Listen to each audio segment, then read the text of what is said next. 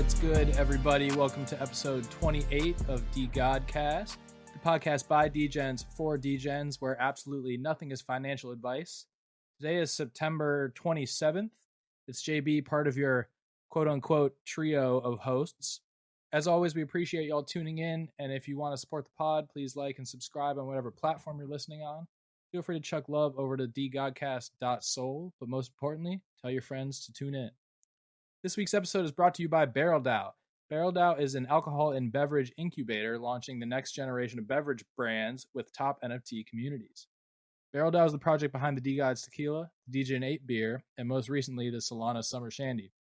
BarrelDAO is opening its first tasting room in December at Art Basel, Miami, and you can officially join BarrelDAO this December when they mint their NFT collection. If you want to try BarrelDAO, their most recent drop, the Solana Summer Shandy, is still available on secondary markets. You can purchase a 16-pack receipt on Magic Eden under BarrelDAO, one word, and go to barreldao.xyz/redeem to get the shandy shipped directly to you. If you live in the South like I do, you still got plenty of cold lemon shandy drinking time before it starts to get even remotely cold outside. So take advantage of those last few days of Solana Summer, get you some Solana Summer Shandy. That being said, we are going to talk a lot of other beer today. We have the boys from across the pond with us today, specifically Buzz Holdren and DeGod Jim with us to talk about all things British and beer. But before all that, it is with a heavy heart that I bring you this news. Our dearly beloved Chapter Books is no longer with us. As a weekly guest of the DeGodcast, I partially blame the seed, Little Picture Books, partially blame the lack of decapable weekly information that got this podcast off the ground in the first place. But from now on, it's just me and your boy Slate. The trio has become a duo. So rest in peace to the decap, March 22nd to I guess September 14th, 2022 as well. All right. No fucking worries then. So we'll get right into the interview. So like I said, chapter's gone. Seed, busy. I guess I don't have any kids, so I can't relate to that, but I'd imagine it takes up quite a bit of your time. So, it was fun while it lasted. And maybe he'll come back and make like a guest appearance, celebrity appearance if there's like Utes reveal or something like that really pops off. But yeah, sad day. Anyways, like I said, we got the UK boys in the house. Buzz, Jim, how y'all doing? Good, man. Not too Good. bad. Thanks for having us on. Yeah. Absolute pleasure to have you guys. I'm excited to listen to these accents all day. Yeah, you can tell they're from the UK because of the way they sound. Yeah, they British. I'm not gonna bust out my accent yet, but they do sound like they're from London. But we'll get there. So yeah, before we get into UK DeGods, Brew Gods, all that jazz, you guys give us a quick intro / background on yourselves. Just paint a bit of a picture for the listeners so they know who they're talking to. Go on, Buzz. Do the honors, mate. Yeah, I'll go. Right. Cheers, Jim. Cheers, JB. Yeah. Hey, everyone. So I'm Buzz Holdren. So I've been in Solana NFTs since August of last year. OG DeGod. Shout out to Dylan. He can still fuck off. So one of the co-founders of DeGods UK. Part-time dad, full-time DGen, and just here to tell you guys tonight why you shouldn't fade the Brits. Hell yeah. Don't fade the Brits. All right, let's hear it, Jim. Yeah, so I'm quite late to the party in terms of Solana. I started on ETH, and I remember buying, I don't know if you guys were into ETH altcoins, but I first bought Chainlink back in like March 2020, and it like did a 3x. I was like, oh shit, maybe this is like something I should look at.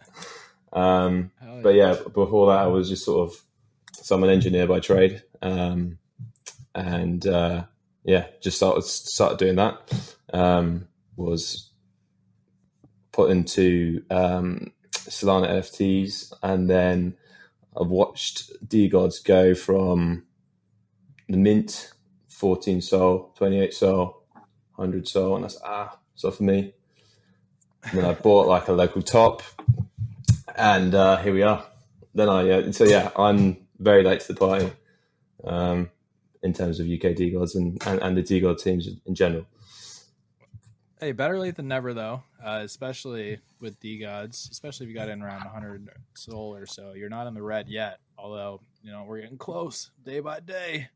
But I looked at Magic Eden and I was like, ooh, it's getting low. It's been a while since I've seen a 2 in the front of that floor price, but hey, it is what it is, This is the retrace that everyone said was going to happen after Utes, and we all defended with our lives because that's just what we do, even when we're wrong. Hey, it's not after Utes yet. We Didn't still take haven't long seen for Utes. That's true. We have not seen Utes yet, so who's the idiots now?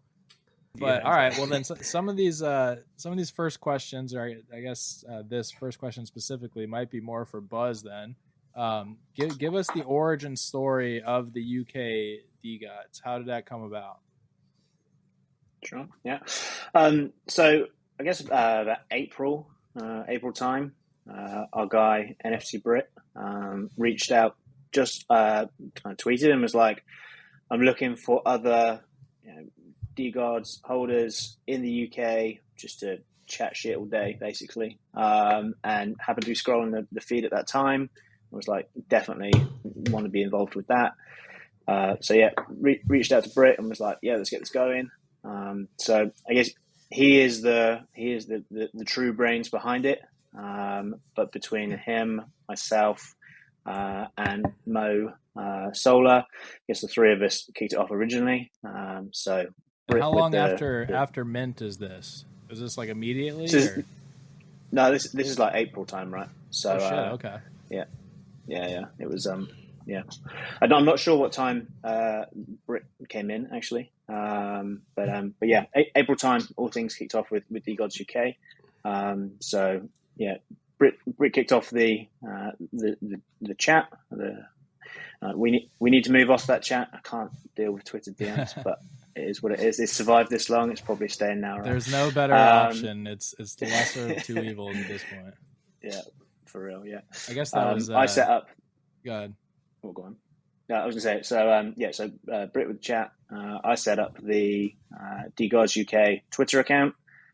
So all the shit posting up until recently was from myself, and then I handed over the reins to Mag. Well, we kind of share it actually because he's now based in New York, so we've got full coverage of the time zones now.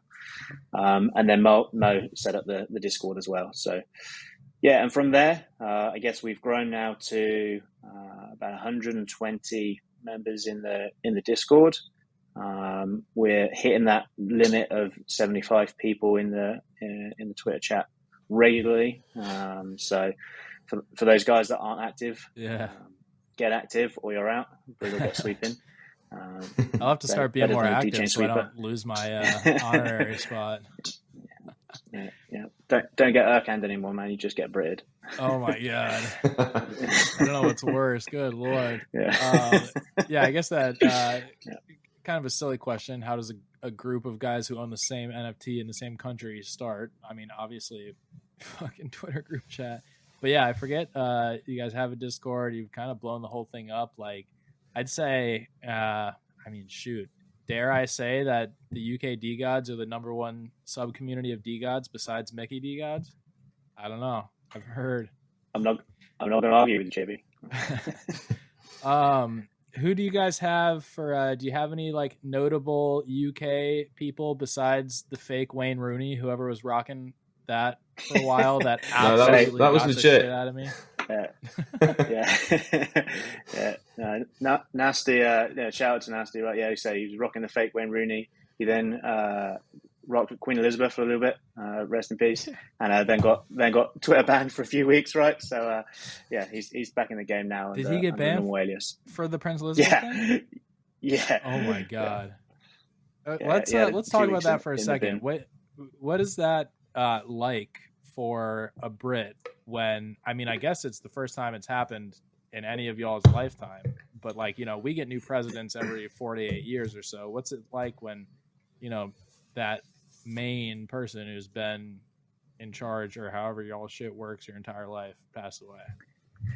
Yeah, I think from my perspective, I guess you guys having the presidents and we have the prime minister kind of changing every 4 years, and you can't trust any of the politicians, right? But the one person you could trust was the Queen. She was pretty like rock steady in my perspective, and kind of represented what the British people were about. So yeah, like was a genuine loss, I think, for the British people and for the world as well. The Queen's done a lot of good work over the years. But yeah, I don't know how much coverage there was of the stuff last week in terms of the funeral that like in the US, but we had a public holiday, just saw the funeral, saw the thousands of people out in the streets of London lining as the coffin drove by. It was it was crazy, man, really crazy. Yeah, there was a crazy statistic that it was something like 80%. I can't remember the exact stat. 80% or something like that of Brits living today have only known one monarch. Sure. Which is kind of gives you an idea of. She was queen for like 70 something years, right? Yeah, she was 96. So yeah, it kind of feels in a weird way, like Bud says, it's like losing. Might sound a bit dramatic, but it's a bit like losing your nan. You know it's going to happen. Yeah, man. And it's a bit sad. Yeah, I don't know. For sure. Some people are just like royalists. I'm probably somewhere in the middle, but yeah, it's just a bit of a shame. Yeah, Nasty clearly wasn't a royalist, right? he was rocking Queen Lizzie a couple of days after she passed. Completely untasteful and out of touch. Unbelievable. But I've heard some Americans really love the Queen as well, because on the news there was some American girl that was like crying in front of Buckingham Palace, and she'd just flown in from Florida, and I was like, shit, I live 2 hours away, and why am I not there? Maybe I need to go. She's come all the way from America. I don't know, man. I feel like, liking British culture is like a personality trait in America. It's kind like of, a Disney adult. Like, really? Yeah, it's like, I mean, bro, and this is like probably completely in part like due to Harry Potter, I would imagine. But yeah, definitely like my brother, big people running into like, fucking stations and shit. Yeah, no, like my brother, loves fucking red telephone booths and British flags and shit, and like, yeah, I don't know. That's so funny. Kind of weird. There's a little crossover. Is there anyone like that in the UK that like loves America, like wears like American flag swim trunks and shit like that, or no? I guess as close to as we get to it is like when the NFL comes over. That's probably as close. You might see some people coming out with the jerseys or the Americanisms, right? But on a daily basis, nah. Yeah, that's probably fair. I'd say the NFL thing's been building over the years, though. That's like getting bigger and bigger slowly in the UK. Yeah, well, y'all are probably still salty that we won, but that's a good way to pay it forward, give back to you guys a little bit, give you some real football and cheerleaders. Yeah. And cheerleaders. Go Dallas Cowboys. No, come on. You can't do that. No. Funny enough, actually, the first game I saw was the Cowboys, and I knew then that I was never going to support them. So, America's team. They must have brought the B squad of cheerleaders over to London. Yeah, I can't remember who it was. It was Cowboys Jags at Wembley in 2004 was the first game I went to. The Jags, that was their like second away stadium for a while. It seemed like the Jags played in London every single year. Still is, right? Like I think they're there. I think it's the Jags Saints this weekend. Are they every year, really? Still? Yeah. No, sorry. Yeah. Jags are every year. Yeah. Damn. I think it's actually Vikings Saints this weekend, but yeah. Yeah, I quit paying attention when I left Florida, but all right.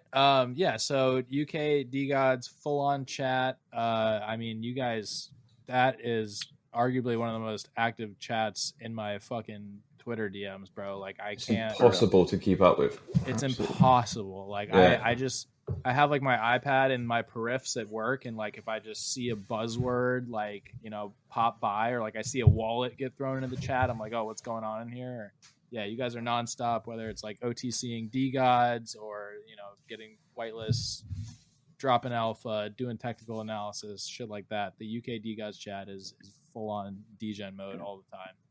Yeah, So, I went away for 4 days and I just missed so much stuff. I felt like I needed to just spend an entire day scrolling through all the chat. Yeah, like when JB, I wake you up. mentioned about the what? Oh, go on. I was gonna say you mentioned about like the notable names in the chat as well, right? Earlier on, I guess that's how we got onto the Queen. Fuck. But so I get that there's some pretty big names in there, right? So like we've got obviously fairly locally we've got Harmy and G from DeGods and Blocksmiths. Yes, We've got Soulport Tom is in there. We've got Wab.eth, the founder of Slappy Seals over on ETH. He's a Brit, yeah. Does he have a DeGod? He's not majorly active. He does have a DeGod, yeah. Oh, or at least he did last time we checked. Gotta check those rolls again. That's it. Yeah. Oh yeah. Yeah. We've got I forgot Tom is in there. Good. That's a fun one when you just see Tom pop up out of nowhere. Yeah, he starts talking about his porn business, and he's like, "Whoa, what? Where did the chat go?" Yeah. Talking about whitelist, and now talking about porn. And Tayo Alpha or porn. There's nothing else. Like. That's it. It's either one or the other. Jesus. Yeah. We've got the Helio guys in there as well.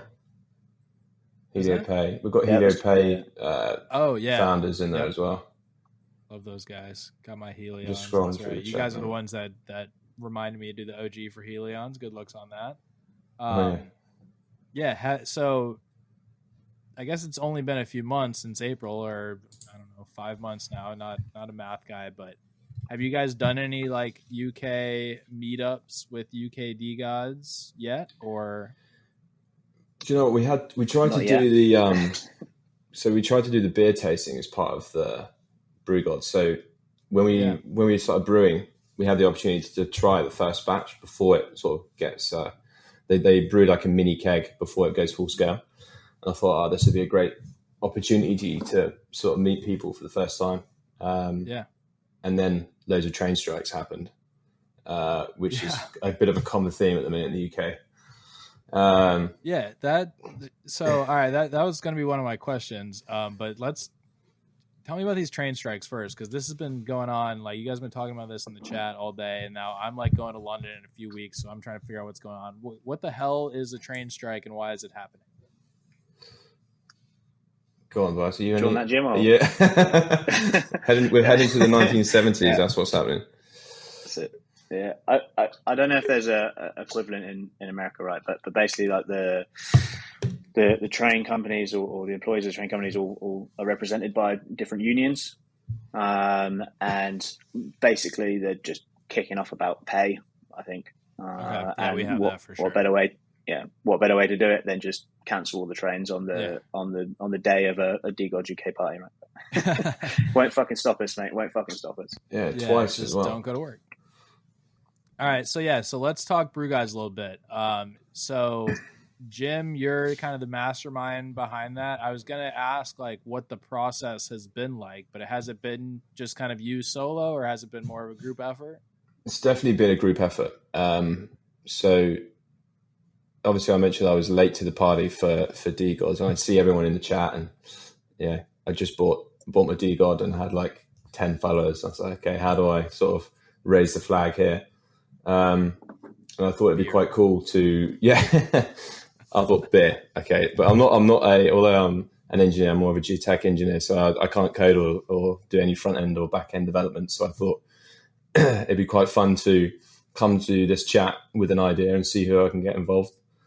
So, I mean, Brew Gods now is probably like 4 months old. So still very grassroots. And at the time, obviously, and really still currently, it's been run on, fumes really. So I approached a brewery and said, every brewery in the city I approached, I pretty much got a no. And then one said, yeah, we'd like to do it. So we've formed a partnership with this brewery. Then formed an agreement with a distributor that would distribute around Bristol, where I live, and in London, and eventually all to the rest of the UK. So I had these two pieces of the puzzle, and then approached UK DeGods chat and said, hey, I've got this potential fun thing we might be able to do, might be able to launch a beer. Who's keen? And then, Buzz was keen, Brit's keen, and then Nick as well. So that's how it started. And then that's the team. So that's 4 of us.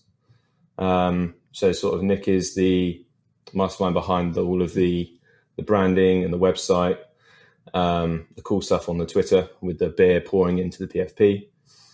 And then Buzz is just sick at fucking nagging the core NFT team, DeGod team. Just does not, like a dog with a bone, which is so funny to watch. So he's really good at like bringing together all the partnerships and stuff. And then Britt is great on the marketing side, and he's putting together how we go beyond the first brew and the batch, and how we we've got big exciting plans for Brew Gods long term. So he's sort of leading that and mastermind behind that. So that's basically like how it started, really. So you didn't have any background in like brewing beer or anything like that. You just went fucking door to door to these breweries and said, "Hey, will you make a beer for me and my internet friends?" as mad as that sounds, but it was a long shot. Like, now you put it like that, it was a bit of a long shot. So I sent a few emails out and I went door to door, and I pretty much approached it like, "Hey, this is kind of like a bit abstract and a bit strange, but I've got this idea, we bought a basketball," telling people like, "Oh, there's all these characters online that bought a basketball team." It's really a weird thing to kind of like, I still probably can't construct like that, that sort of argument. But so I went door to door. I found one. Luckily I found this brewery the guy who had started it, he had actually bought some NFTs on ETH. And then he was like, "Oh, okay, I'm interested." And then we spoke, and I presented to, so I made like a little presentation, presented to the whole team. And then they were like, I made it attractive for them. And then, they were sort of really keen. And it's kind of been like an ongoing relationship now. And they've managed to get extra customers because of what we're doing. So it's been like really beneficial for both of us. So, did you get these guys into NFTs at all? I'm trying. They're every time I go, they're like, "So if I want to buy an NFT, like, do I just buy it with my credit card?" I'm like, you kind of need a wallet. They're like, they can. Also wallet. So now they can on Magic Eden. But really? I don't know how it works, but yeah. Okay. I'd imagine you still need a wallet for the NFT to go to, but but on you can like click into a thing and it says pay with your credit card. Like if you even go to DeGods right now, I think it does. I think it's like with Crossmint or something. Oh shit! Okay. Yeah, heard of it. That's a dangerous game, isn't it? I'm all for it, but that's dangerous. No, for sure. Real money is where I draw the line. Yeah. I'm all for the magic internet money, but damn. So how do you explain that on the credit card statement, right? Yeah, right. What's it even going to show up as? Magic Eden? Oh yeah, that's definitely a strip club name. Babe, what the fuck is this? Asking for trouble. Jesus. All right. So I was not expecting you to say that you basically, now one of my questions is like, okay, if I am somebody in the community or just in like Web3 in general, maybe not the DeGods community, and I want to go about having a beer made for my, community, my project, whatever, how would I do that? Apparently the answer is literally just like ask enough people until one of them says yes. That is not what I was expecting. Or you could come and ask one of us and we'll make one for you. Yeah. So that's something that we can do as well. So what this has led into is that the brewery's given us full access to their all their stouts and all their different flavors and stuff. So we can start. A few projects have reached out to brand a beer for them for Breakpoint or stuff like that. So that's a service we can provide and something that's going to be the next sort of phase for Brew Gods after the first brew. Is this I guess like go ahead. I was going to say, I guess we've kind of talked a bit about Brew Gods, right? And I think from our perspective, that's the like the umbrella brand, if you like, and we're then looking at the individual releases within that. I don't know, Jim. Have we actually released what the first one's going to be called? I don't want to say something that. I mean, it's all on the Guzzler hat, so you only have to zoom in, I suppose. But I think. Yeah, that's fine. Yeah, cool. Good point. Yeah, fair point. Yeah. Which JP reminds me, you need to. He's looking now. You need to upload your PFP as a Guzzler hat. It was made for you. Put it in the chat. I have it saved too. I was thinking of waiting until I get on my flight to London and PFPing it and being UK bound for a Brew Gods release or some shit like that. Yeah. So all right. So I can say it now. So the first release is obviously the DIPA, and maybe Jim, we can talk a bit about the process for that. But as I said, Brew Gods is the overall brand, and we're looking at options going forward outside of IPAs. Other alcohols, maybe even a soft drink, because for example, Brit, one of the guys doesn't drink, so we need to cater for him as well. Yeah. So yeah, I think it's just cool. Like we're working with the brewery and seeing how this first run goes, and hopefully people like the IPA, and then let's just see what happens, right? It's very sort of DeGod theme where it's a complete experiment, and the reason why I thought it'd be cool to do this is just to connect with people really, and that's definitely meant that you can have more meaningful conversations with people already in the chat than just sort of talking about whitelists. Yeah, agreed. Yeah, I love talking about beer. And one of the things that I think is in the pipeline for kind of DeGods as a whole is allowing others to use the IP legally and have it be a sanctioned DeGods product. So you guys could be the brewers of DeGods, if that's something that this scales up to, and the team likes what you guys are doing. So that's cool. It's a session IPA, meaning that the alcohol percentage is low, so you can drink them all day and not get blacked out. Is it really 4.33%?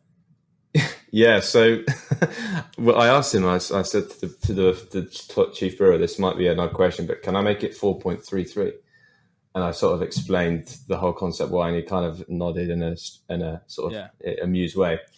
But essentially, in the UK, you can have a margin of error by about 0.5%. Okay. So within that margin of error, you can choose whatever number you want. So 0.5% margin of error. Damn. Okay. Yeah. So 4.33 was the chosen, but it's about typically they mark up the brews, the session IPAs they currently make is about 4.2. So it's not 0.5% out, but it's you get the point. Yeah. Did you consider doing it 3.33, or did that just seem too weak? 4.33. No, but did you consider making it 3.33%? Yeah, we did. But then we thought it's just going to be too weak. You might as well just drink water. Yeah. Yeah. Might as well go to Utah at that point. Drink with the Mormons. Drink Coors Light. That's what you guys drink. That's what you guys drink over there, right? Hey, JB's wearing the shirt right now. There's nothing wrong with Are you actually? Are you wearing that shirt? Yeah, he is. Let's go, bro. Oh, shit. This is one of my favorite shirts. This is a hand-me-down from my dad. This shirt's been in the family for dude, years. It looks comfy. It's nice. There's nothing wrong with a good Coors Light, though, as a substitute for water.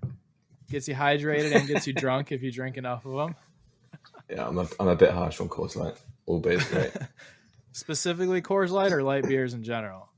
I think light beers in general. I think I'm a bit, I don't know. They remind me of uni too much, just doing beer bongs with Fosters and Bud Light and shit. Yeah, that's fair. So that is a thing in the UK, though. You guys do have light beers. Yeah, but I guess they're more imported. I don't know if... Yeah. I guess we have Carling and shit, but that's just horrible shit. Okay. All right. So nobody has tasted this beer yet, or you have? Well, so it was. So we brewed the mini keg, and to sort of, because they asked me, instead of white labeling a beer of one of their current beers, I wanted to brew our own beer. So a few of us came down and we tried lots of different beers. We were supposed to come down, but all the trains strike. So in the end, it was just me and Nick. We tried lots of different beers, and we had like a big ingredients list of hops. And we just sort of thought, oh, this hop looks nice, this hop looks good. And then at the time I still am, lots of different beer and sort of noting down the hops that I liked. And then threw an ingredient at them. And then about 5 weeks later, they came up with a mini keg. And we tried it, or I tried it because Nick couldn't come down. So I'm actually the only one to try this beer other than the brewery. Yeah. So I do feel a little nervous. Fucking nervous. So is it getting premiered at this UK DeGods party? That's yeah. Okay. Hell yeah. Do you know how many people are supposed to be showing up there? I think like 100 plus. Right? Wow. Like 200, 100-ish. What do you think, Buzz? Crazy. Buzz has sort of been leading the venue side. Yeah, so the venue's got the capacity for 200. We'll take 100. To be honest, selfishly, I'll take 20 and then I can just drink more of the beer.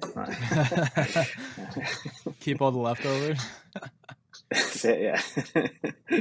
Yeah, well, the way I see it, I'm landing Thursday, which means I have all day Thursday and all day Friday to put my American accent to work and tell every girl that I run into that, my buddies are having a beer release party this Saturday in London. You're interested in going and see what happens. I think we can get a good turnout. I'm going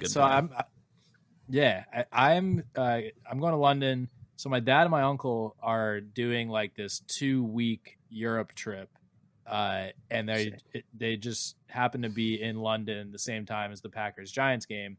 So my dad hit me up and was like, "Hey, I know you're trying to save for a house, blah blah blah, like IRL work, whatever. But if you wanted to, just fly out for the weekend. Like, I'll buy your ticket." And I'm like, "Well, yeah, duh, of course."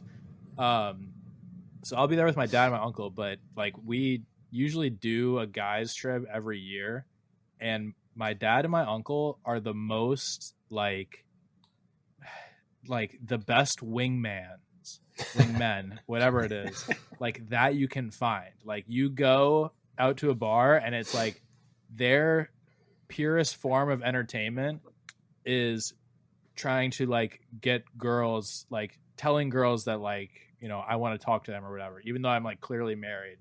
Like they get a kick out of like getting like bringing girls into the group.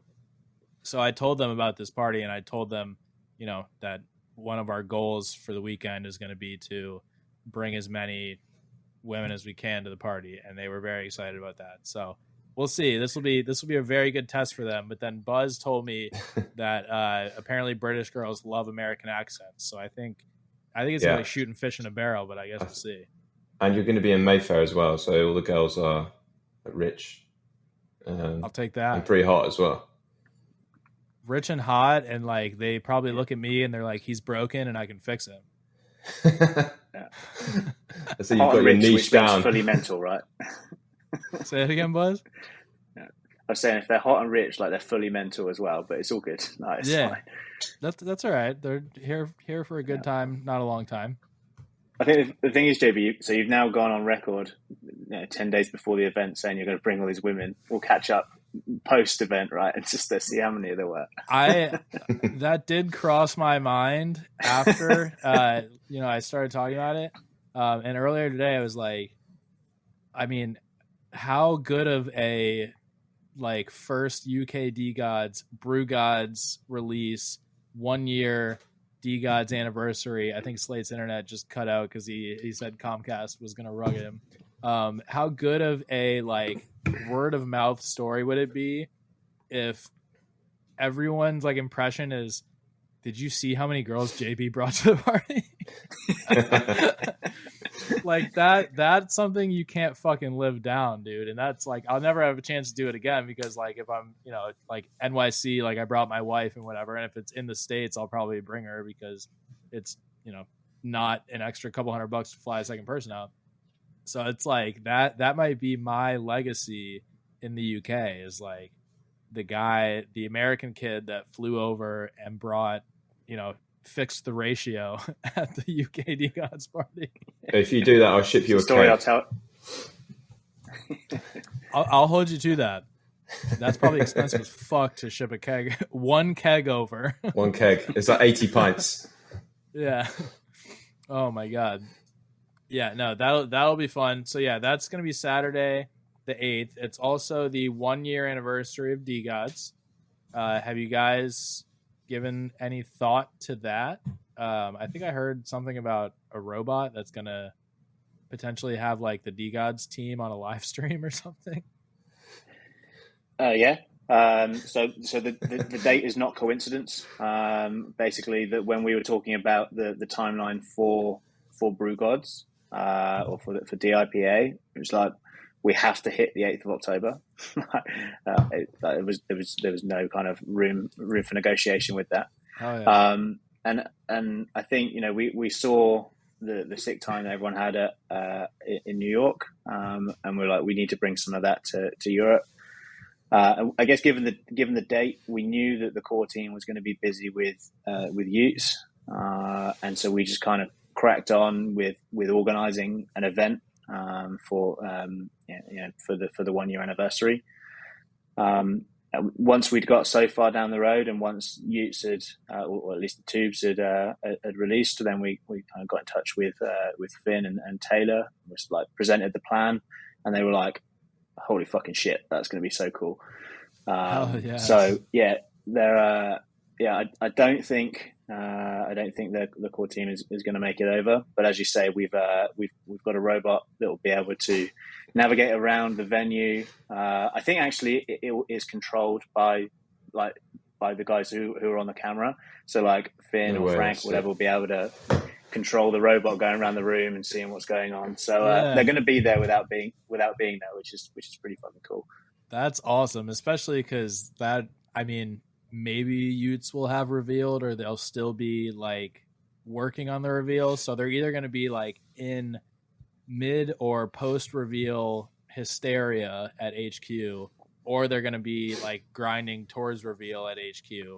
So they're definitely like just have the robot like going while the rest of them are, while they're like working on some shit. And man, that's really cool. The Shui at the UK DeGods party is going to be fucking epic. I'm very Can't excited wait for that. to see that. Yeah. We're going to bring a welly. It's going to be your first welly. Not the first. That's what Cerulean does. And now, honestly, like, it's like I was waiting for that. Yeah. The only reason I know what it is because Cerulean, that's his go-to Shui is a welly. It's like a rubber rain boot slate. Are you going to try to break the record for, I guess, simultaneous shoeys? Yeah, not only what is that, the record? There probably isn't one. Well, I don't know. However many we did on the Magic Eden yacht. I think the Magic Eden yacht was like 11 or 12 people, so we'll definitely try and get more people simultaneously, and then we'll try and break the record for engagement on that tweet, which is sitting at 1,500 likes and 400 retweets. So I think year anniversary. Solid bar. Yeah, I think we got a shot though. Year anniversary, UK DeGods, Brew Gods launch party. 30 fucking dudes and like maybe one girl doing a shoey. Honestly, that's the key. If we get one girl in the shoey video, like that record is toast for sure. I'll see if I can convince We've Mrs. Jim. got there's a few girls in the DeGods UK chat, right? I don't know whether that. No, so we've got Dopamine Chaos.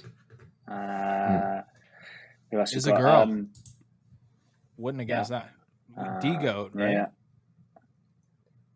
She or Dylan helmet. She sold the Dylan helmet recently. Okay. Nice. But and there's a few others as well. In there we've what won't be the party. We've got KTG from Rakudos as well. So she's in there as well. And there's one other that I'm thinking of. But the question is, will they do a shoey? Yeah, so that's the question. I think so. I think so, they're there. Have to. Peer pressure for sure. Peer pressure prevails. Yes, that's exactly what it is. Yeah, there was all the girls were too spread out on the Magic Eden yacht, and honestly, there weren't that many DeGodesses on the yacht. The party, if we had done the group shoey at like the DeGods party, that might have been a different story. So yeah, I think we've got some serious potential to do one of the best shoey videos that Web3 has seen. Very excited for that. And there's still time for people to like sign up, right? So I know we've got people. It's not just for the UK, right? Obviously, JB, you're coming over. I know Jerome's coming over from King Laz. Based in King Laz. Yeah, he's got his flights booked from Sweden. So there's a few kind of European DeGods coming as well. So it's going to be a good night. Yeah, I'm trying to peer pressure the mostly American DeGod group chats that I'm in to see who I can get over there, but I think a little over a week and a half is a little too short a notice for that, but I'm trying my best. But yeah, if you're, besides this whole train, whatever strike shit, if you are anywhere in the vicinity of London and the UK, I feel like, that's like me flying to New York City for you guys. Yeah, to be honest, anyone coming from outside of the UK, it's not a problem, right? Because you're all going to fly into London. You're going to be in London, but you can get an Uber, whatever, right? It's for us, kind of like Jim and I don't live in London. We'll be coming in and we'll have to drive or whatever, but like no drama. Miss Buzz and Miss Jim are going to be the designated drivers, I'm assuming on that. Oh, she will. Yeah. She's Mrs. Jim is Welsh as well, so she'll definitely do a shoey. Let's go. What is the heaviest drinking? I don't know. What do you call it? State in the UK? Country? So you got. I guess the different types of drinks, right? So like the Scots are pretty famous for their drinks. They drink a lot of whiskey. The English don't have a great rep in terms of like Brits abroad. I don't know if that's ever really experienced in America, but the EU guys will know about Brits I've seen abroad. A lot of that. We haven't got a great rep. But you guys know how to party. Yeah. What is that? Is that like a Twitter page or something? No, they're Brits just abroad? like worse than Americans. Just they're Google it, man. Everywhere they go, loud, obnoxious, and drunk. Pretty much, that's their reputation. Yeah. Let's go. All right. Yeah, I can't even defend it, Slate. So if you were to, I think, and help me out with this, Slate, if I were to look at the states, I feel like Wisconsin is the first one that comes to my mind of being like the most notorious drinkers. It is, hands down. Yeah. So you would say it would be Scotland? Yeah, I'd say so. Yeah. Or maybe the Irish. The Irish love a drink. Oh, yeah. Yeah, that's shit. I didn't even know Ireland was in the UK. I should have known that. Only half of it, though, right? Yeah, Northern Ireland. Yeah. I guess. Yeah. What about like in England proper, though? Like just the English, what do you guys call the different areas? Like, like. So you have like counties? North and like south. Counties, okay. Yeah, counties, right? Yeah. But yeah, Jim's right. Like north and south, right? You got there's a main road, like a motorway, that kind of goes Bristol to London, and I live south of that. So everything below that motorway is the south, and everything above that is the north. It's not really the north, but it's that's kind of the pointer for me. I'm down south. Yeah, you have the different counties, right? Is it a North and South division like the States has, where like the South is Southern as we call it, but more like we get like the rednecks and shit like that, and then the North is little. So it's a bit more in reverse. I'd say that as well. Like the South is typically softer. I'd counter that, but that's the. I think it comes down to like the different, like historically the different working classes, right? I guess the North was a bit more working class and maybe typically a bit rougher, a bit harder, and the money was in the South. South was, yeah. Gotcha. We're going to get lynched for that because most of the UK DeGods are from Birmingham. It seems. Absolutely. Yeah. Where is Birmingham in relation to London? Because the only reason I know what Birmingham is, I knew you were going to say Blinders, that. and I thought, but then until I met Brummy, and I thought Brummy was just like, you know, his name or whatever. I come to find out he named himself after an entire fucking region. Yeah, I guess yes. I don't know if you call like you've got a name for people in the States. I like rednecks, for example. Like people in Birmingham are Brummies. Yeah. Okay. But yeah, I guess it's like 2 hours northwest of London. Yeah. Okay. Which 2 hours in the UK compared to 2 hours in the States is. 2 hours is a long time, mate. Yeah, that's a hike. You guys are like, oh, no drama. We're just driving like 3 or 4 hours upstate, right? And oh my god, like, buddy! When I lived in Florida, in South Florida, it took me 8 hours to leave Florida to go to another state. That's wild, man. That's wild. Yeah. All right. So first Brew Gods release, the DIPA, on October 8th. DeGod's first year anniversary. UK DeGod's party. What is the plan for Brew Gods after that? Do you guys have any other releases in the pipeline? Are you pivoting more towards project releases? I'd say it's pretty open at the minute. There's like lots of ideas floating around, but there's nothing sort of concrete. I think we wanted to get the first batch nailed and not sort of run before we could walk, because clearly none of us had done this before. So, okay, let's release the first beer. And then it turned into, okay, let's host the UK DeGod anniversary. But I think one arm will be definitely sort of providing beers for crypto projects for their events. But as Buzz says, this is just like Brew Gods is sort of the umbrella. So in the long term, I think we'd like to release gins and whiskies and maybe open a brewery. And, you know, thinking long term, maybe there'll be like an NFT collection. I don't know. I mean, I don't know what you think, Buzz, but I think those ideas have been floated around before. Yeah, no, spot on, Jim. I think that the key thing there, like you said, is that we're not committing to any one of those things right now. I think what we want to make sure is that we get DIPA right. You know, we have the release in the UK. We're already investigating, international shipping as well, because we recognise there's going to be a demand for that in Europe and the US. So let's get the first product right, and then kind of go from there. But like you say, whiskies, gins, maybe a wine or whatever. Like, sure. I think that having the Brew Gods umbrella and then the D whatever, it kind of, there's opportunities around this, right? But what as Jim said, we don't want to run before we can walk. So let's get DIPA right and then go from there. Yeah, apple juice for bread. Yep. Yeah. Well, yeah, we might be able to. We can definitely do a non-alcoholic, and that's something the brewery are doing as well. So, you know, that's definitely something that's in the pipeline, like a non-alcoholic, maybe like 0.5% or something, or a bit less. Maybe that'd be 0.33 or something. I wouldn't go too heavy into that. No. Yeah. It's So what is the distribution going to look like for the DIPA though? Like, are people in the UK going to be able to order it, or is it just going to be like a limited run? Yeah. Okay. Yes. So the first run is sort of like half kegs and half cans, so we get an idea on the demand, because there's going to be a lot of people drinking this that have no idea about DeGods, and that's another cool thing that we want to do is we want to like on the pump. I don't know if you've gone to a bar and you just see a cool label and you think, I'll have that one.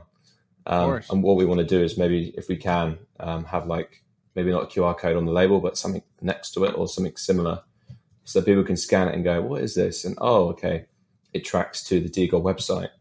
And that's something that's on the cans as well. And we can track how many people are coming through that QR code. It's just getting more eyes on the project. But yeah, in terms of distribution, everyone in the UK will be able to order it via our website, and that will be using the Helio, their payment system, which is, I don't know if anyone's used that before. That's pretty seamless. Love it. And we can ship. I found out today we can ship internationally, and so that includes Europe, America, Australia, New Zealand. What I don't know right now is what the cost is. But I think Buzz mentioned it earlier that we do have some contacts in America with an American brewery in California that we're in discussions with. A partnership will form there in the future. But yeah, right now we're concentrating on the UK and Europe. Nice. I love how I can see you checking your notes in the reflection of your sunglasses. Do you know what? I'm just like, I haven't actually got any notes here, but I'm just sort of like, when you think. I can't actually tell, but it looked like you were like looking. No, this is I don't think you can see this parcel. But, yeah. All right. So one other thing that I am theorizing is happening on October 8th is the Utes reveal. What are your guys' thoughts, just, going back to kind of more overarching DeGods stuff? What are your guys' thoughts on what's happened with Utes so far? From the tube experience to the delays now and the reveal and all that. Yeah.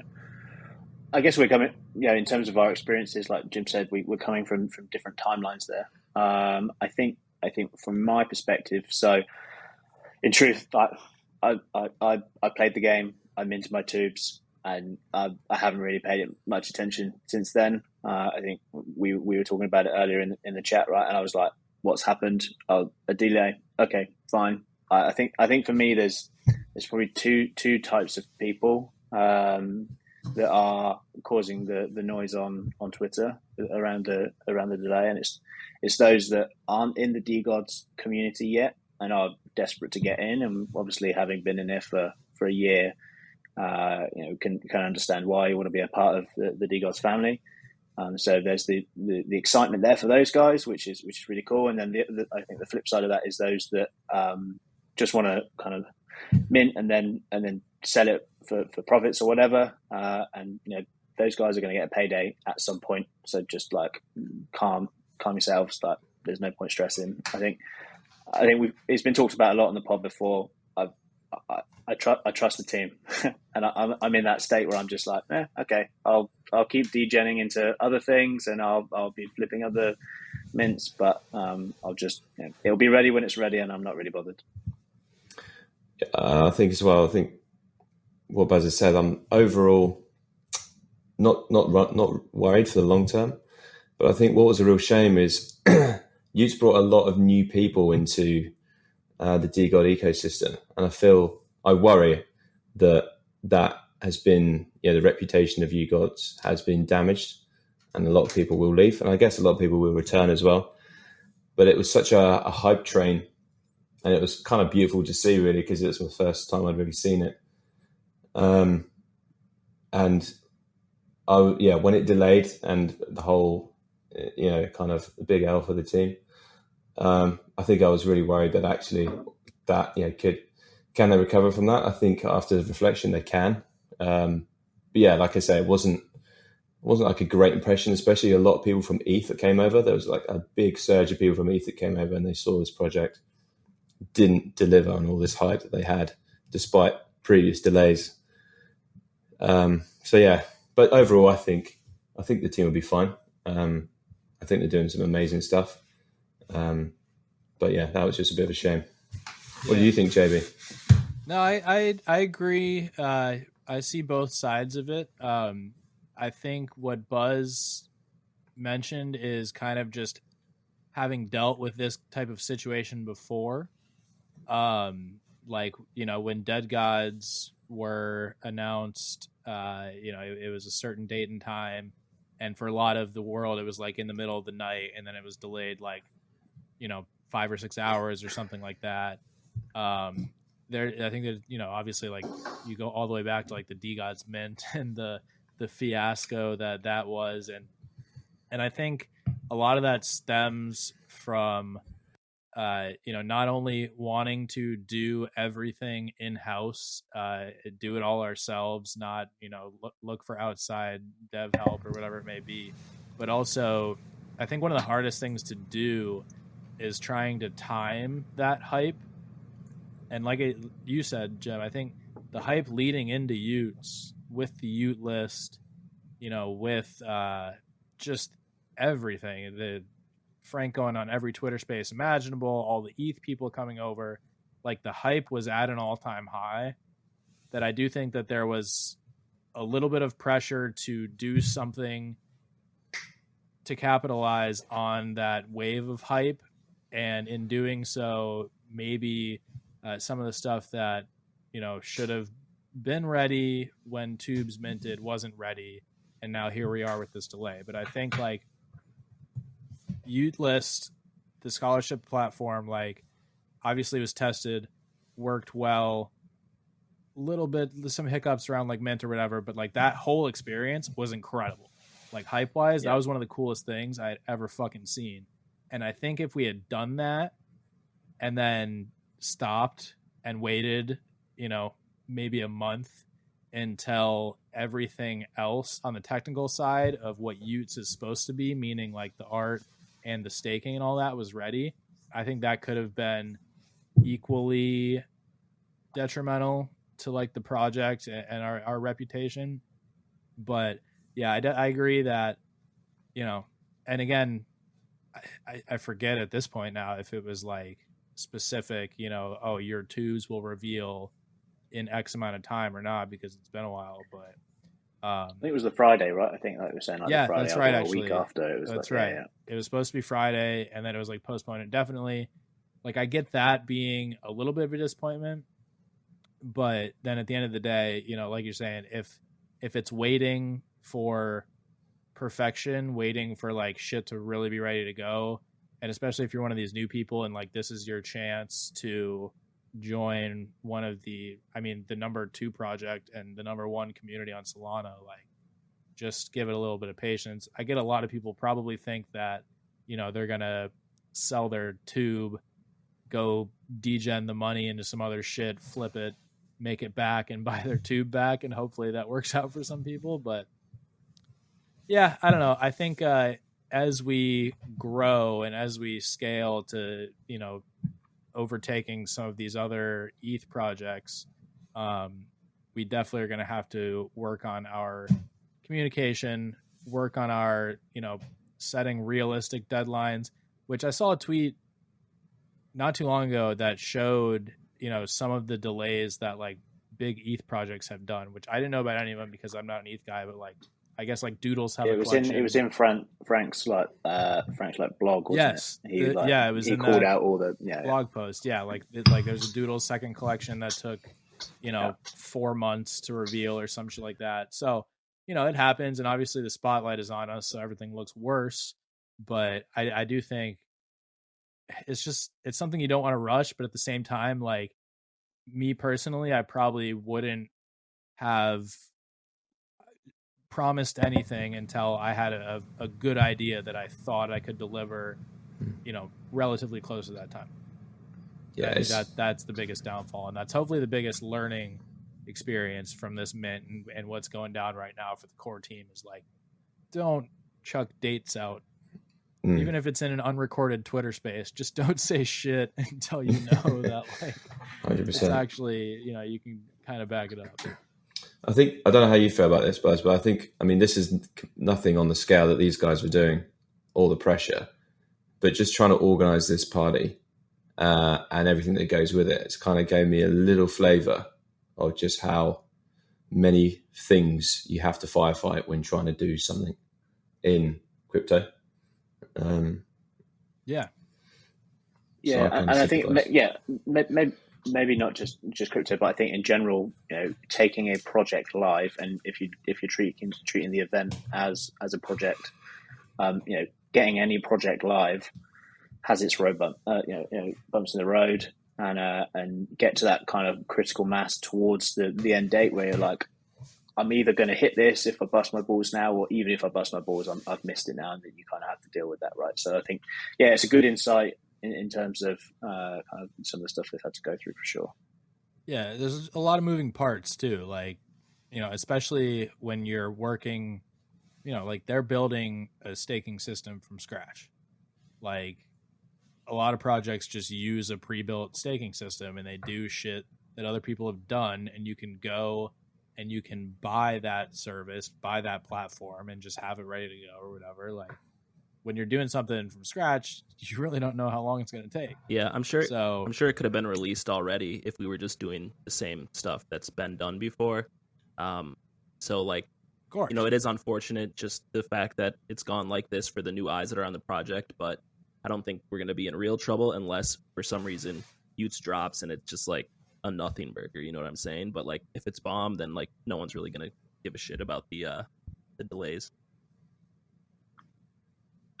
Yeah, if you like 4 years time, 5 years time, yeah, if everything goes the way that I think it potentially could, no one's really going to give a shit that it was 6 or 7 weeks delayed, right? In the grand scheme of things, it feels like the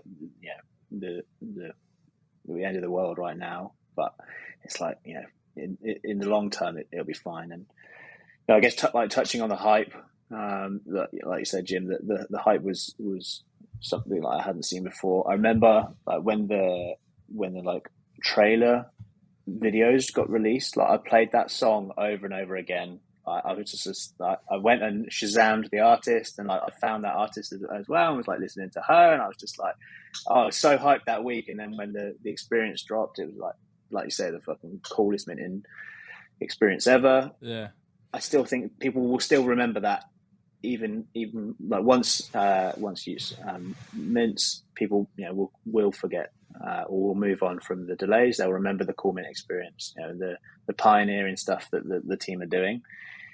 If you look in like history books, right, I'm pretty sure that whoever it was that came to America for the first time, I'm sure they had a plan of how long it was going to take, and it probably took a lot longer, right? Like it's just it's not recorded, or it's not as visible as it is nowadays with social media and stuff, right? So I try not to lose sleep over this stuff, and it's particularly point, a little bit too. Like I feel like now that the spotlight and the heat is really on, I don't think the team is going to release anything less than mind-blowing, even if it means pushing it back further, because like now at this point we're already in the middle of a fucking delay. Don't drop shit until it's like guaranteed to melt faces, and then as long as the experience, the mint, the art, the staking, the fucking whatever is sick as shit, that's it. That'll kill the FUD. People are gonna want to get back in, like, and then it's smooth sailing from then on, or at least it's on to the next, thing that we can delay. Yeah. And I think looking at these NFT floor prices, there's a pattern that emerges in all trading. There's peaks and troughs all the time. So it's just a perfect buying opportunity, isn't it? Buy the FUD, sell the hype. Yeah, and maybe what was our all-time high? We hit like almost 600 before this. 600, I think we touched 600, right? Yeah. And as a guy that minted 3 and paper handed 2 under 10 sol, like, to everyone that's like that's waiting, just hold on, right? Because I still held 1, and I'm grateful for that, but I had 3, and I was just impatient, or hedging my bets, I suppose. Utes are practically sitting at mint right now. If you look at it, if you think of it as like the cost of dust and what people were paying to get whitelist and shit from other projects, like they're pretty much just sideways sitting at mint, waiting until reveal. Literally nothing has happened, progression of the project wise yet. So unless you're in desperate need for 130 sol, which 115, baby. 115, fuck me. Maybe this is like not sensitive of me, but I don't think that's life-changing money to that many people who are trading JPEGs. But just fucking relax. There's going to be a mythic in there somewhere as well. Where's that mythic? Yeah. Oh my god. I've only got one, so I'm like, do I sell the hype train up to it? You'll be playing a dangerous game there, buddy. Chance or less. Oh no. Yeah. Or do I just mint it? I'm just not like, I'm not smart enough to play that game, so I just hold everything. Well, not everything. I hold everything DeGods related. I just fucking hold on to it. And when I really need money, apart from the one DeGod that I paper handed at like 8 sol because I was like, oh my god, like I have a 2x for the first time in 3 months or whatever since I minted this, and I've bought like 6 since then at much more than 8 SOL. Like the only time I've sold one is when I needed like 5 figures for something IRL, and I'm like, all right, I'll sell one of these for that, and now I have these left, and blah blah blah. I'll sell one later on. But yeah, fuck, imagine that. What is it, 0.5% that you mint one of the one of ones? Like, holy Now that would be shit. life changing. Something like that. Yeah. No matter. Yeah. That would be life changing money. Yeah, your tube that's just sitting there unrevealed in your wallet, not life changing money. Literally, like, can't do shit. But no, you hit that mythic, you hit that 101. Like, yeah, you're going to Disneyland.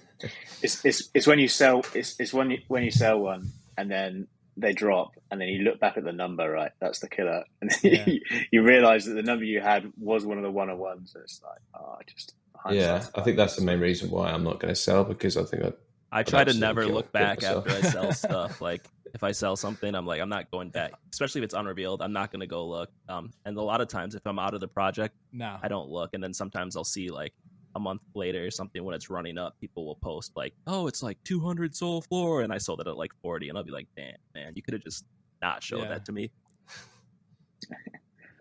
Yeah, but on the, like, conversely, think of how many things that you've sold and then probably like went to zero and no one ever talked about again, and so you just forgot about that. I told that to K Money, who is one of the on the Utes team yesterday, because I think she's like relatively new to trading NFTs, and she posted a tweet about like, how do I stop bag holding? And I was like, dude, just like mint a couple, list one for a 3x if it's pumping, and take your fucking profit and hold the others. Or if you only have one, like, and you don't give 2 shits about the project, take your one, list it for 3x, never fucking look at it again. Like, just take your money and run, dude. Who cares? Yeah, you gotta sell. Yeah, I've been in a pretty heavy selling mode, not DeGods or twos, but like in general over the last month I've been pretty heavy kind of selling. One of the, and I guess it was talked a lot about in the DeGods UK chat recently, was the whole tax implication side of things, right?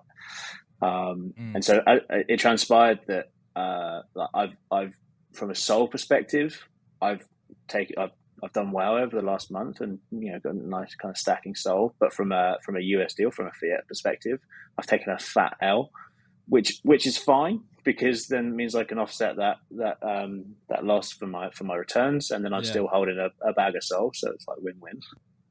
Don't be afraid to sell, right? I think that's a good point. I have still not done any. I don't even want to think about God consideration. So that's not good.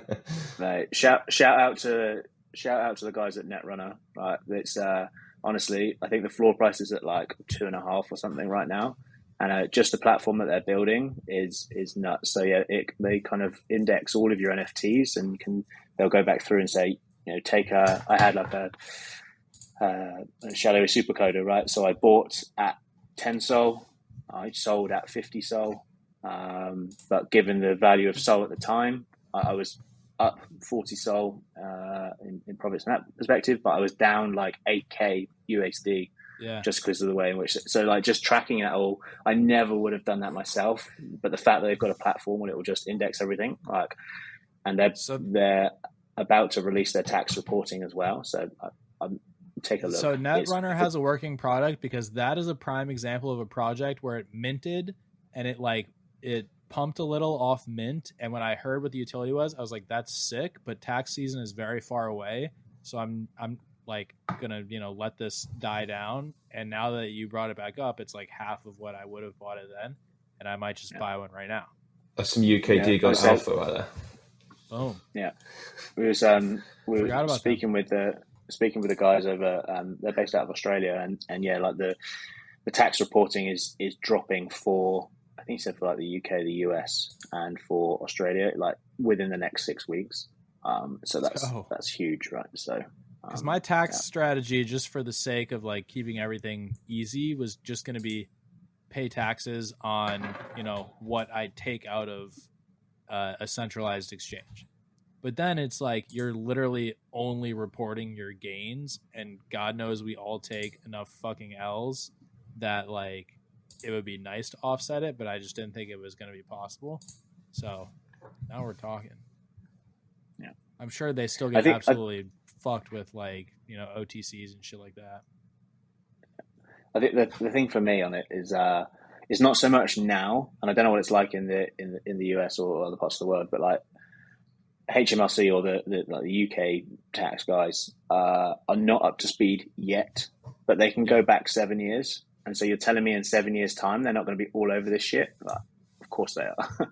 Which, so, how fucking annoying is that, bro? Like, you're telling me that I have gotten away with this shit because y'all didn't have your shit together for 7 years, and then you're going to go back and be like, wait a minute. Come on. Yeah.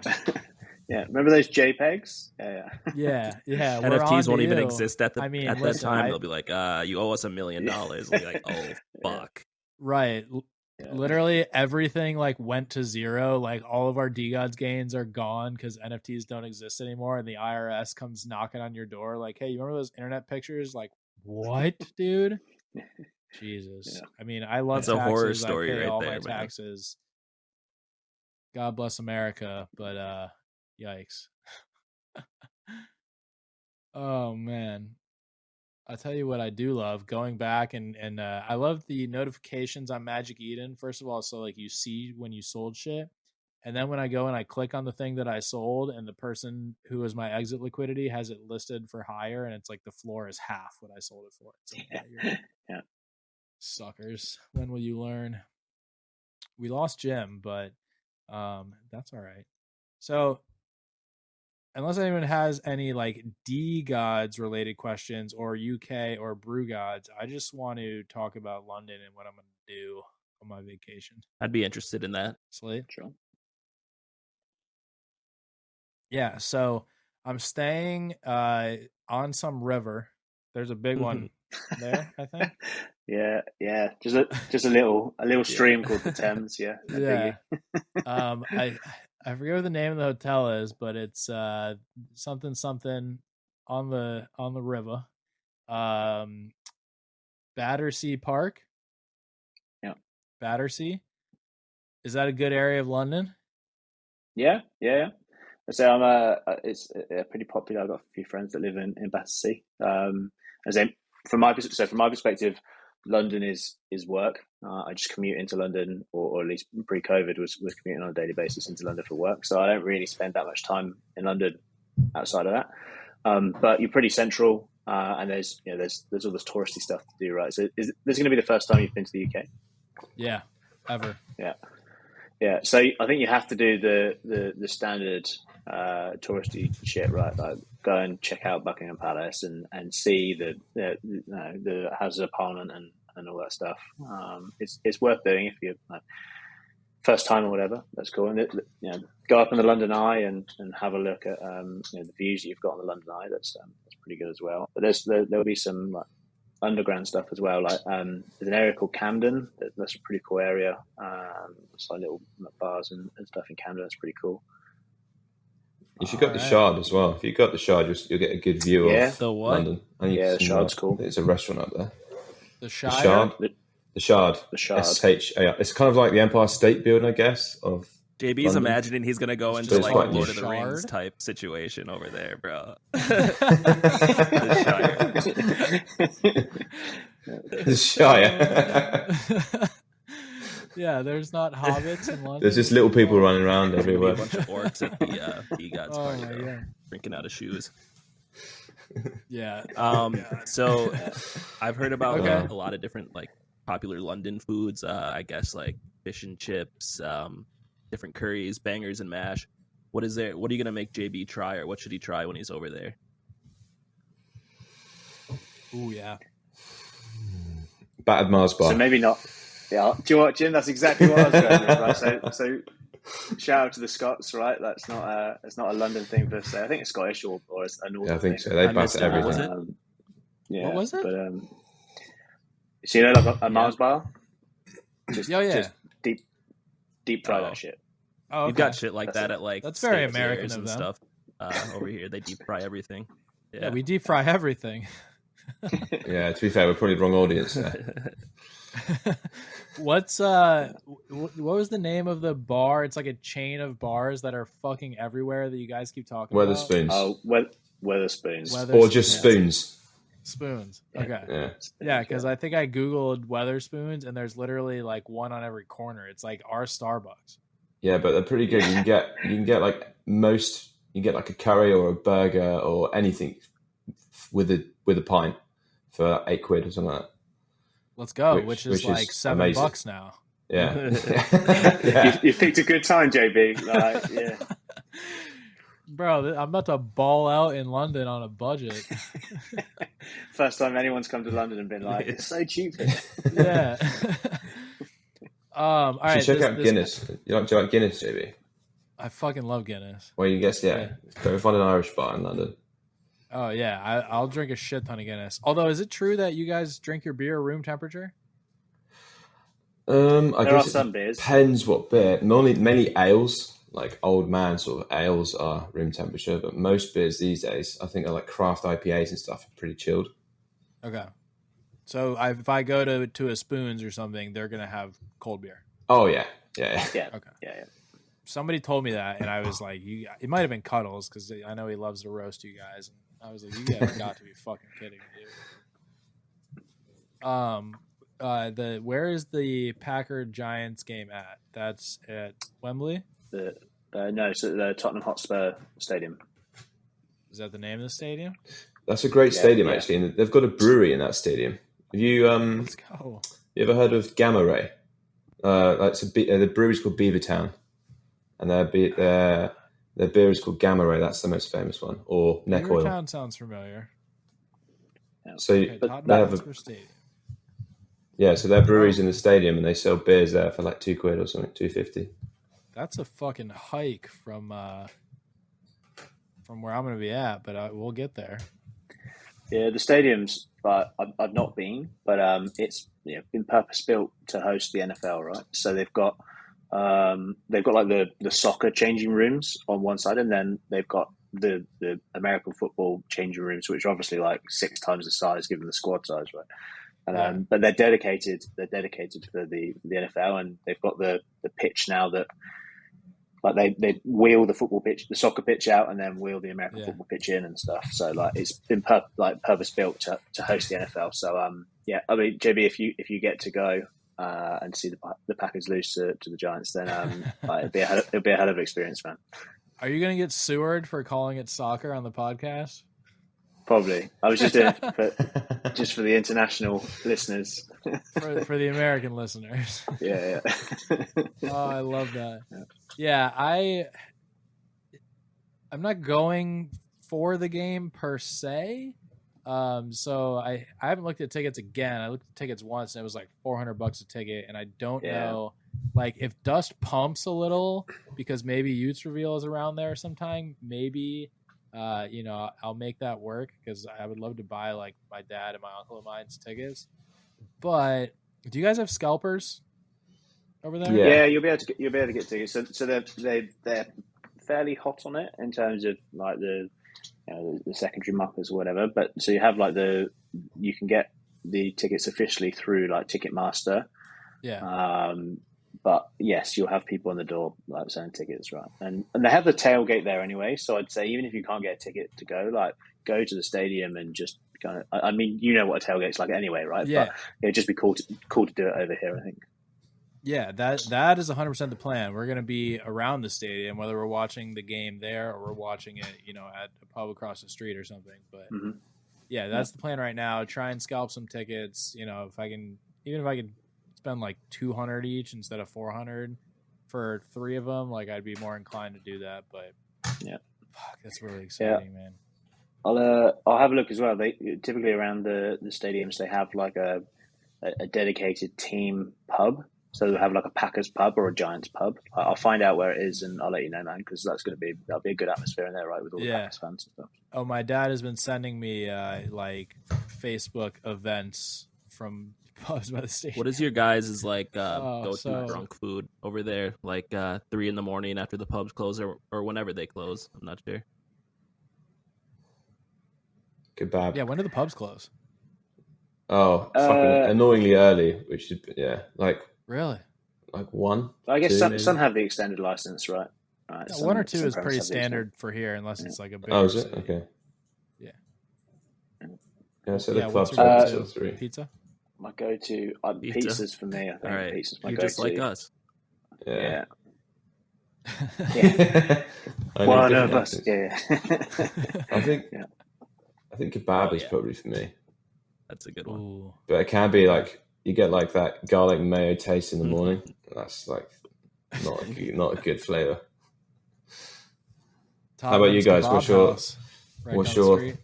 drunk food I slate? mean, it depends on where I am, but I mean, it's got to be like pizza because that's normally the only thing that's open, or like McDonald's. A fuck ton of McDonald's. Yeah. Oh, Macca's, yeah, I like a Macca's. Yeah. I mean, pizza is probably like a universal standard. My McDonald's would be Taco Bell. If I can hit a Taco Bell on the way home from the bar at like 1 a.m, oh, I am fucking it up. Yeah. I wish we had some of that. Fast food tacos would be amazing. Oh, you guys don't have. I guess like there is so not to reveal where I live, but there's a Taco Bell not too far away from where I live. Nice. It's the and they are only dotted Taco around Bell in England. I'm sure that's just in London, though, is it? No, there's one. I don't think I've ever been to a Taco Bell. Dude, they're nasty. Oh, there's a few. They're not. I mean, as far as fast food goes, bro, like I would take Taco Bell over like a McDonald's. JB, have you ever shit like that? You ever eat that it sober, shit. Taco Bell, or no? Yeah, occasionally. It's like my guilty pleasure. Yeah, I've tried it sober, and I'm good for a sober Taco Bell run, like every 2 to 3 months. Fair enough. So there's 16 Taco Bells in London, so you're fine. In London, there's none in Bristol. That's a lot.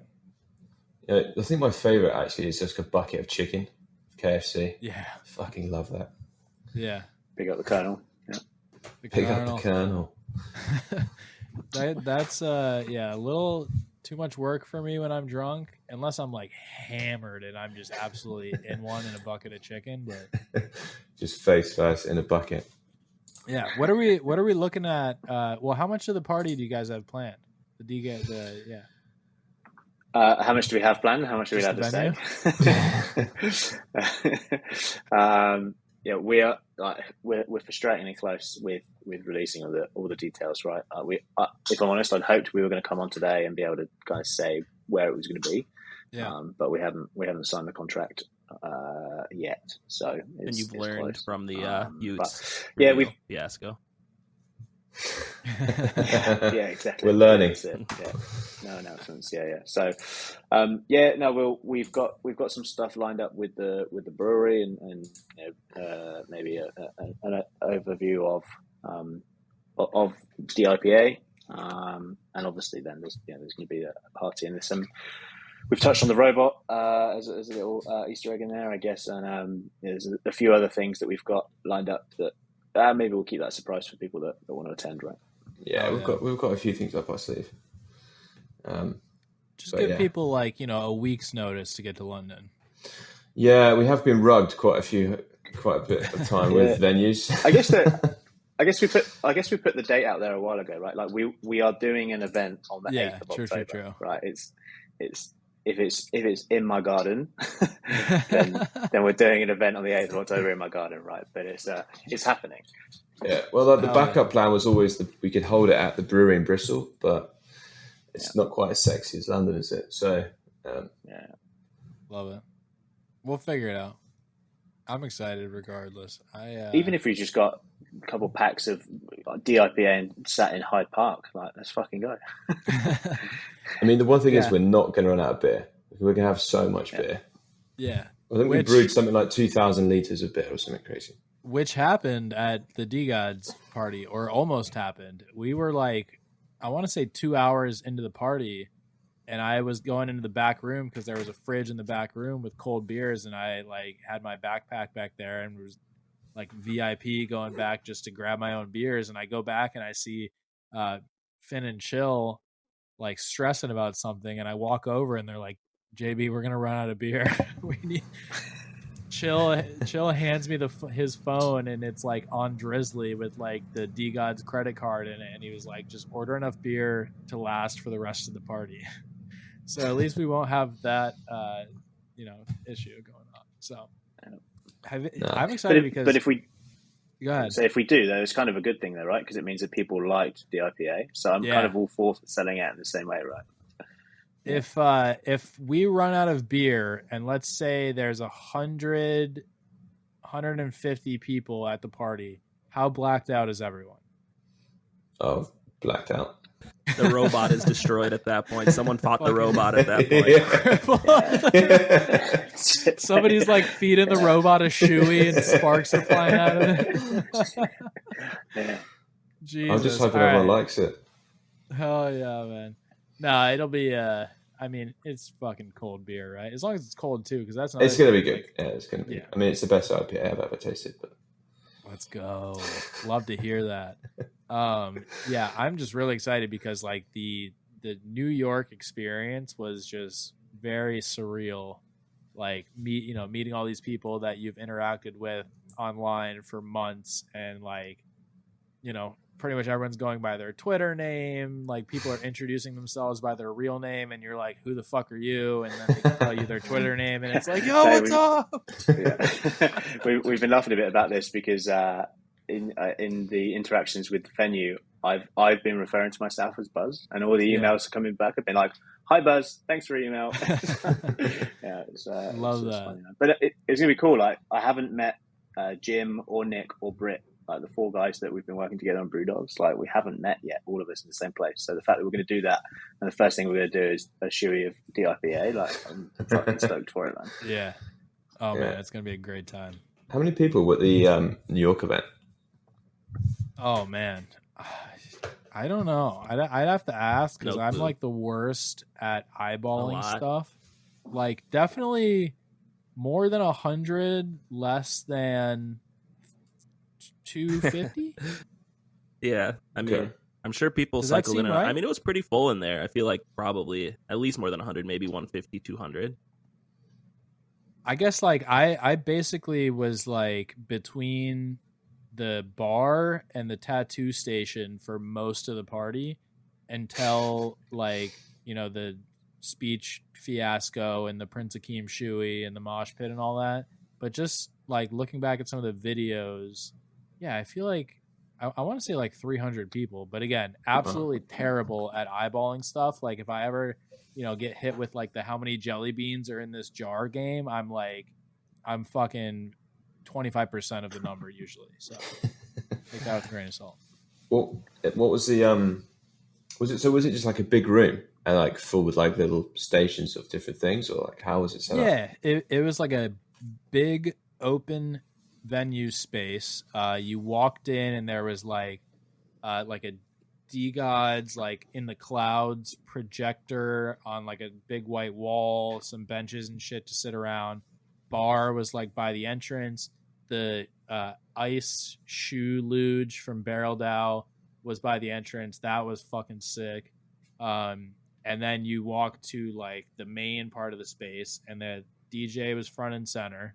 To the right, they had like the basketball game that you would see at like a bar and arcade that just counts, your baskets. I want to say there was one other game on that side. I didn't really spend much time over there, but then if you walked in and went to the left is where they were doing the tattoos, and there was like a line of like 50 people deep waiting to get tattoos, and most people like didn't even make it to the front of the line. And then that was pretty much it. Like a couple games in the corner, DJ, like people danced here and there, but then that was like where like Frank gave his speech or whatever, and so and shit kind of got a little wild around then. But yeah, I think it was mostly like it was just a really good atmosphere for like talking to all these fucking people that you'd never met. Like I feel like between when I look back and I think of the Magic Eden yacht and I think of the DeGod's party, it was just like both were, and the DeGod's party more so than the Magic Eden yacht, were like very cool atmospheres to have a drink, talk to some of these people that you've never interacted with in real life, you know, with some cool shit on the side if you want to like challenge, you know, fucking Buzz to a game of hoops, or take Chart Fu to the front of the tattoo line and get him a DeGod's tattoo, shit like that. So Okay. yeah, So I think I was gonna in terms of like the venue, Jim. Should I show JB where it is? Like JB, if you keep it just in terms of between us, Yeah. then maybe I'll just kind of show you where it is.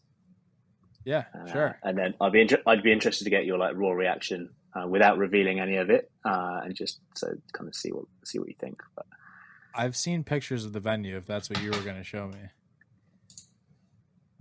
oh yeah, did I send them to you? I do this. I just get excited and I forget who sent them to me, think but it might have been somebody me. sent them to me. I think Somebody did send me pictures of the venue, and I thought it looked it very might have sick. been. Yeah, I think it might have been me.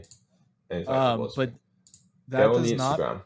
make for very good podcast material. So we'll talk about that offline. Do you guys have any questions or anything before we cut it? I think we talked about a lot of cool shit. I'm super excited to get to fucking London and meet you guys and hang out with the rest of the UK DeGods and try Brew Gods and all that shit. But yeah, what about y'all? Yeah, I think we've covered like a lot of things. Just check out the Brew Gods Twitter. Fill out the form if you want to come along.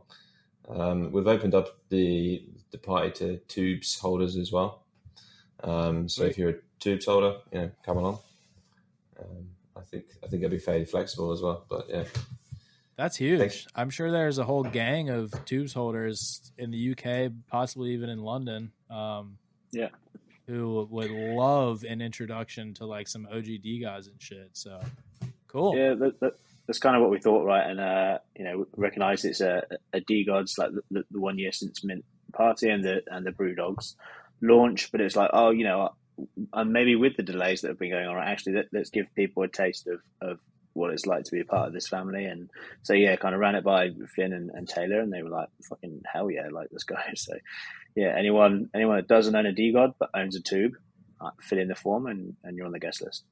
Love that. Absolutely love that. Let's make sure we get some good pictures too, so we can post like I posted like a DGen thread of the DeGods NYC party the day after, and it was mostly just videos of people taking tequila shots out of the ice luge shoey or getting tattoos. But yeah, let's make sure that we get some good footy of that, so everyone knows how DeGods get down, and all the new youth holders can have something to look forward to for the 2-year anniversary.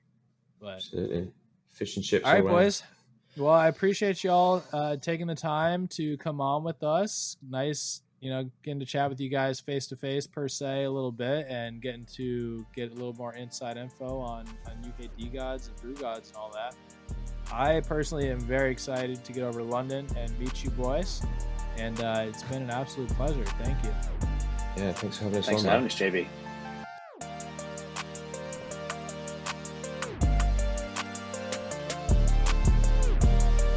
And Slate chapter, we out.